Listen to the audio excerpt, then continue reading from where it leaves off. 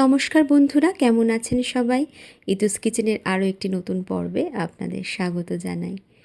আজকে বানাচ্ছি পেঁয়াজকলি ট্যাংরা। খুবই সহজ একটা রেসিপি, আর বাজারে কিন্তু এখনও অনেক ভালো ভালো পেঁয়াজকলি পাওয়া যাচ্ছে। তাই আজই বানিয়ে নিন পেঁয়াজকলি দিয়ে এই ট্যাংরা মাছের ঝোল। এখানে আমি 400 গ্রাম ট্যাংরা মাছ নিয়েছি। মাছটা ভালো করে ধুয়ে পরিষ্কার করে নিয়েছি। এবার কিছু জিনিস দিয়ে ম্যারিনেট করব। প্রথমে দিয়ে দিচ্ছি 1 টিস্পুন পরিমাণ লবণ, আর দিচ্ছি 1 টিস্পুন পরিমাণ হলুদ গুঁড়ো, আর দিচ্ছি সামান্য পরিমাণ একটু সর্ষের তেল। এবার সব কিছু মাছের গায়ে বেশ ভালো করে মাখিয়ে নেব।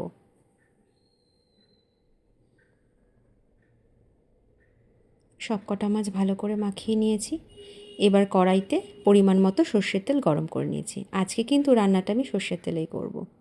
তো প্রথমে মাছগুলো দিয়ে দিলাম, হাফ মাছ দিলাম, আর সঙ্গে সঙ্গে ঢাকা দিয়ে বন্ধ করে দিলাম, কারণ এই মাছ তেলের মধ্যে কিন্তু খুব বেশি ছিটকে আসে। তো এক পিঠ ভাজা হয়ে গেছে মাছের, এবার উল্টে অপর পিঠটাও ভেজে নিচ্ছি।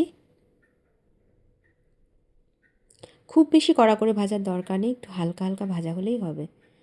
দু পিঠই ভাজা হয়ে গেছে, এবার তেল ঝরিয়ে তুলে নিচ্ছি। এভাবে কিন্তু বাকি মাছগুলো আমি ভেজে নেব। সব কটা মাছ ভাজা হয়ে গেছে। এবার ওই মাছ ভাজার তেলের মধ্যেই ফোড়নে দিচ্ছি হাফ টিস্পুন পরিমাণ কালো জিরে। এখানে আর কিছুই দেব না। আর দিচ্ছি একটা পেঁয়াজ কুচি। পেঁয়াজটা এবার হালকা করে একটু ভেজে নেব।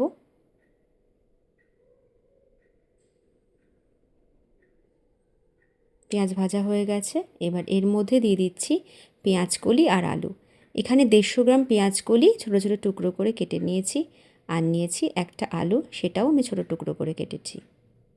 এবার পেঁয়াজকলি আলুটা ভালো করে একটু ভেজে নিচ্ছি।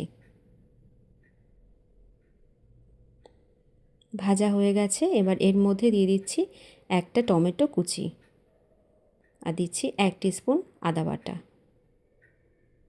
1 টিস্পুন জিরের গুঁড়ো, 1 টিস্পুন ধনের গুঁড়ো,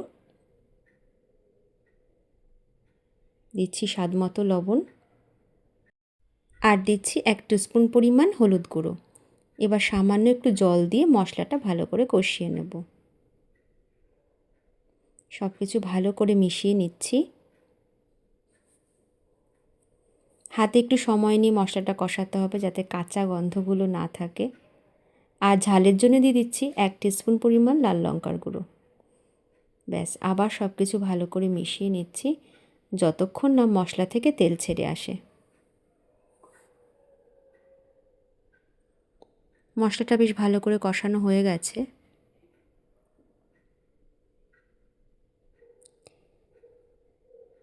এবার এর মধ্যে দিয়ে দিচ্ছি পরিমাণ মতো জল। এখানে আমি একটু মাছের ঝোল রাখবো, তাই জলের পরিমাণটা একটু বেশিই দিলাম। এবার ভালো করে সব কিছু মিশিয়ে নিচ্ছি, আর ঝোলটা ফুটে ওঠা পর্যন্ত অপেক্ষা করব। ঝোল ফুটে উঠলে তবেই কিন্তু মাছটা আমি এখানে অ্যাড করব। ঝোল ফুটে উঠেছে। এবার এর মধ্যে ভাজা মাছগুলো দিয়ে দিচ্ছি। সব কটা মাছ দিয়ে দিচ্ছি, আর ভালো করে আবার সব মিশিয়ে নিচ্ছি। ব্যাস, এবার করণীয় আর কিছু নেই। এবার 5 থেকে 7 মিনিট আমি ঝোলের মধ্যে মাছগুলো ভালো করে ফুটিয়ে নেব, তাহলে সবজি মাছ সবই কিন্তু সেদ্ধ হয়ে যাবে। প্রায় 7-8 মিনিট হয়ে গেছে। ঝোলের পরিমাণ অনেকটাই কমে এসেছে। একবার চেক করে নেব আলু সেদ্ধ হয়েছে কি না। হ্যাঁ, আলু কিন্তু সেদ্ধ হয়ে গেছে, আর অবশ্যই মাছ আর পেঁয়াজগুলি তো সেদ্ধ হবেই। রান্নাটা প্রায় শেষ।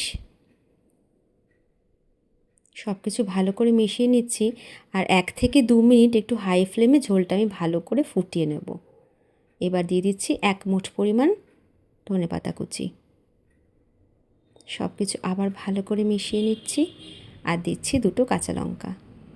ব্যাস, রান্নাটা একদম রেডি। এবার গ্যাসের ফ্লেমটা অফ করে দিচ্ছি, আর গরম গরম সার্ভ করব। আজকের জন্য টাটা।